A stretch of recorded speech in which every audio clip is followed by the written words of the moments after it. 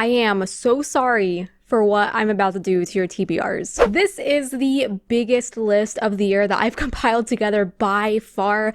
I think I had over 40 books on my list and I had to cut it down for my sanity, but there's still so much here. Every book sounds amazing, and I know I say this every time, but you definitely want to bring up Goodreads, Storygraph, Amazon, bust out a pen and paper, whatever you use, because there is something on this list for everyone. And bonus, every book that I'm talking about today is listed down below in the description box for you. I'm making it easy for you. I'll be talking about fantasy, sci-fi, and horror releases of October 2024. I do these every single month, so subscribe if you are not. I'd really appreciate it. Okay, intro over. Let's begin. Most of these books today are coming out October 1st, and I say we start with the spooky stuff, set the mood for the season. So the first book is I'll Be Waiting. Listen, it's October, so I had to make room for more spooky reads like this one than usual. This is a supernatural horror novel involving a haunted house, seances, and a sinister spirit out for blood. Also, apparently lots of bug horror here, so if you don't like bugs, this might be too squeamish for you. This follows a married couple who get into a car accident and the husband dies, but there's something strange going on about the scene of the crime, so the wife performs a seance, as you usually do, and things go off the rails. Atmospheric and perfect for fall. The house at Watch Hill. So if there's something you didn't know about me, I love haunted house stories, and this is exactly that. We follow a woman who inherits a large fortune in a gothic mansion in Louisiana after her mother passes away. So it's another southern gothic horror. But of course, the house is ominous as hell and full of secrets. Now, this is actually the first book to a trilogy, which is rare to see in horror, so that's interesting. I'm also allured by paranormal horror stories, so it's on my TBR for sure. The Bog Wife. Oh look, another gothic novel releasing on October 1st. That sounds damp and mildewy and cryptic. It takes place in the isolated backwoods of West Virginia at a decrepit old manor house surrounded by a bog. The patriarch is dying and all of his children are required home to perform some occult burial ritual. Obviously family dysfunction in the mix, bizarre family traditions, folk horror sounding. This has to be scratching an itch for someone, and it'll be out for you soon. Good Dogs, a new novel from a viral horror writer, and this one is taking the werewolf horror approach. We follow a family of werewolves who must move from their current home after one of the members makes a deadly mistake on a nightly prowl, but at their new habitat, they encounter a mysterious beast, and they must figure out a way to survive before everyone winds up dead. I'm trying to figure out if I've ever read a book totally centered on werewolves, and I don't think I have, so this would be a great start for me, especially for Halloween. I kind of want to do this thing for October where I read one vampire book, one werewolf book, one ghost book. I think that'd be fun. Okay, let's change it up to some cozy fantasy, A Pirate's Life for Tea. So maybe this sounds familiar to you. This is the sequel to Can't Spell Treason Without Tea, a cozy romantasy series. Also, if I'm not mistaken, I think the finished paperback has orange sprayed edges like it was dipped in like pumpkin juice. We're following the same two characters as they search for stolen dragon eggs when they find themselves dealing with a pirate who steals grains to redistribute to others who need them. I love me a good seafaring adventure, a fun nautical story, so if you enjoyed the previous book, look out for book 2. The Crescent Moon Tea Room. This cover is freaking adorable, and I can picture it perfectly as like a little cute paperback. This is by a debut author, and it follows 3 clairvoyant sisters who all live and work in the same house, telling fortunes to people who want to know what life has in store for them. When suddenly the local witch leadership knocks on their door asking for their help in guiding other witches. It's supposed to be a very cozy read with a little mystery to it. Again, perfect for fall. So I have a really cool indie release for you, and that is Blood Price. Isn't this cover so freaking cool? It's actually one of my favorites of the month. I love it. So this is a debut Norse-inspired epic fantasy following a fierce female warrior who begins to question her clan and the gods that her people worship after losing her blood price, but she's willing to pay for it to protect everyone and everything that she loves. I am all for more Viking stories and also supporting someone in our SFF community, so be sure to add this one to your TBRs today. A Song to Drown Rivers, a historical fantasy retelling based on Chinese legend Zishi. I'm so sorry if I'm mispronouncing that. It's one of the four beauties of ancient China. We follow her, a young woman who is picked to train and become a spy for her kingdom with the goal of seducing the enemy king. This book is supposedly a peak political intrigue involving multiple kingdoms and a quest for revenge. And it's recommended for readers who enjoy historical fiction, legend retellings, and slow burn romance. I'm sure this one is going to pop up for like a book of the month selection if it isn't already. The City in Glass. This sounds like such a beautiful story. In fact, it's giving me almost Piranesi vibes in the way that it's being described. It follows a demon who has fallen in love with this city, which she nurtured and built. The city and all of its people are destroyed by angels who come down from heaven, and she is devastated. But she vows to rebuild it, but throughout the years, one of the angels keeps visiting her. It sounds like it's going to be emotional and lyrical. It is a novella, so a short, digestible read. The Last Gifts of the Universe. The only true reason I added this book to my list is because the cover features a space suit wearing cat, and that's all the book needs to have to sell it to me. I believe this is an indie title. The blurb describes it as a sort of cozy sci-fi mystery, but reviews say it's a little more on the sad side, so keep that in mind. We do follow characters and their cat Pumpkin on an adventure as they search the galaxy for dead civilizations. No one knows how so many planets have become devoid of life, but they are determined to figure it out with their cat Pumpkin. Nothing better happened to that cat or I'll 1-star so freaking fast. And yes, that's a threat. The Last Dragon on Mars. I know, I was intrigued too when I read that. So this is the first book to a sci-fi / fantasy mashup series called The Dragon Ships. And it's following a young boy living on Mars who unexpectedly becomes a dragon rider.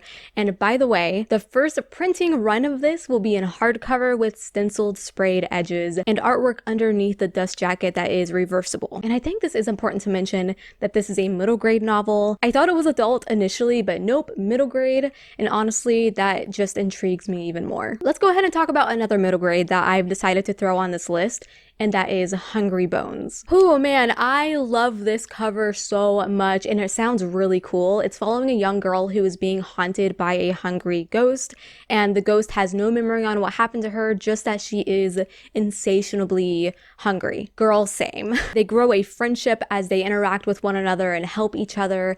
It sounds cute. Spooky middle grade are typically really fun to read, so I knew that I needed to mention this one. The Dagger and the Flame. This is a young adult fantasy following two rival assassins who are pitted against each other in some deadly game. Maybe some enemies to lovers trope happening here, just taking a wild guess. What I'm most interested in is the city mentioned here. It sounds beautiful, and it's ruled by two rival gangs, the Cloaks and the Daggers, where our assassins are from.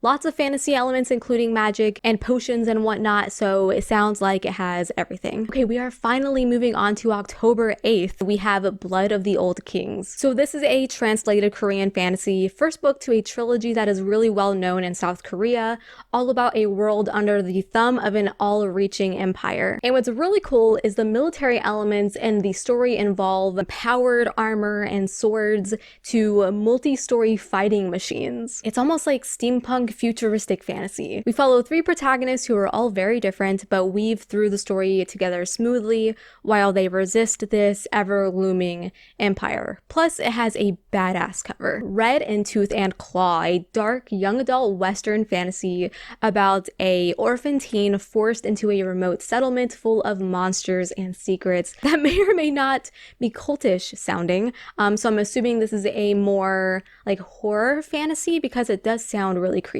I am all for this one. I'm dying to read it. I love the sound of dark Western fantasy that involve like gunslingers, wholesome friendships. I need this to be good. A dark and secret magic. There's freaking pumpkins on this cover. Like, I can't. It's absolutely adorable. I just want to sit with like a cup of tea and read it. And I don't even drink tea or coffee for that matter. I guess I'll just sit with my cup of water. This is being compared to a lot of witchy stories. So practical magic, Witch of Wild Things. So if you're looking for another new witchy read to add to your TBR, be sure to check this one out. And we have another witchy read, The Witches of El Paso. Like I said, plenty of witchy reads for you this October, that's for sure. And this one chronicles 2 generations of women from one family that spans hundreds of years, and the female lineage hides a secret link to the magical world. Magical realism at its core. It sounds wonderful with the added bonus of Mexican culture, female friendships. It's getting great early reviews so far. I can see a lot of people getting into this one as it's being compared to La Hacienda,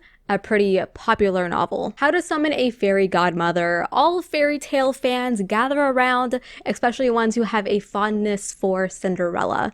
But we're actually getting the evil stepsister's POV in this story and takes the idea on what happens after the happily ever after. This one is also being described as hilarious, and I can definitely see how that would be the case. Reviewers are also stating this is geared toward adults, if that's something that you're worried about. Everyone seems to be loving it, and I can't help but want to read it myself. I need to know how the stepsisters might have turned out. Oh, by the way, this is the first book to a series. I should mention that. We have another spooky read, and that is This Cursed House, a Southern Gothic historical horror. Need I say more? Man, it's giving me all the Mexican Gothic vibes. In fact, I am currently reading this one, and I am enjoying the heck out of it so far. It takes place in the 1960s, and a young Black woman from Chicago receives a mysterious letter that she is wanted down south where a family resides in this big mansion, and they need help, and they think she can fix a problem that they're having. Spooky ghost galore, a curse that needs breaking, and it's been really fun so far. In fact, I'm dying to go back to it right now. Moving on to October 15th, we have American Rapture. This is a very interesting sounding book, let me tell you. Definitely one of the more unique ones.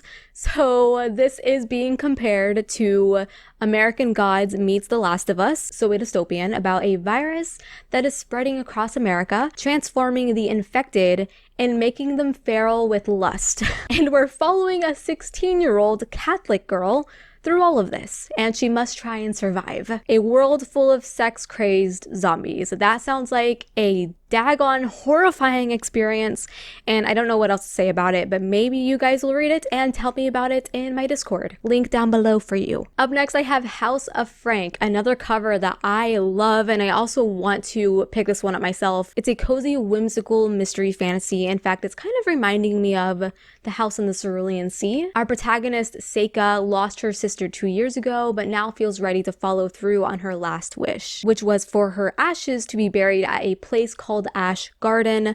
She travels there and is greeted with a fun cast of characters, including Frank, a big furry beast who runs Ash Garden. There are witches, elves, cherubs, ghosts, all kinds of creatures living here, and it honestly sounds really heartwarming. Sorcery and small magics. This is definitely part of my October TBR just because it sounds really funny. We have 2 rival sorcerers who are bound together by a curse, and they have to venture deep into the forest to find a counterspell that should release them. Obviously, some forced proximity romance happening here if that's your thing.